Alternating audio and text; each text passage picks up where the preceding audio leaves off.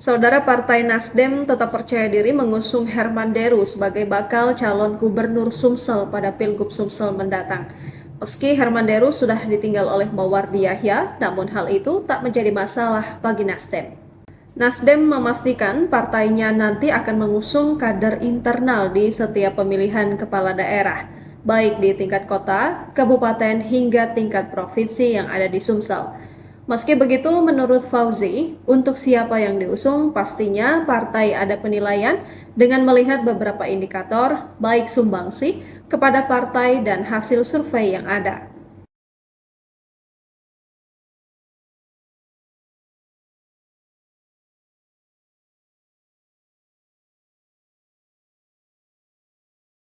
Dengan tidak ada perjuangannya untuk membesarkan Nasdem ataupun tidak ada perjuangannya membantu untuk membesarkan Nasdem, maka semua kader berpeluang untuk bertarung di pilkada.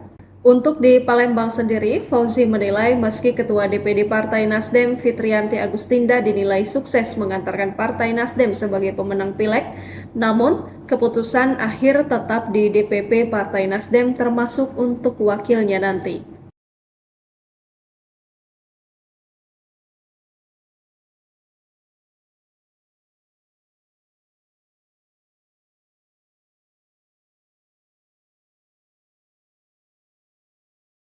Ditambahkan anggota DPR RI ini, hal tersebut juga berlaku bagi pengusungan bakal calon gubernur Sumsel ke depan. Meskipun ada nama mantan gubernur sekaligus saat ini menjabat Ketua DPW Nasdem Sumsel, namun hal itu belum jadi jaminan harga mati mengusung Herman Deru, tetapi tetap akan mengacu pada hasil survei. Sedangkan mengenai kapan pengumuman nama bakal calon gubernur dan wali kota serta bupati yang diusung, Partai Nasdem pastinya dikatakan Fauzi semua akan dilakukan setelah proses Pileg dan Pilpres selesai.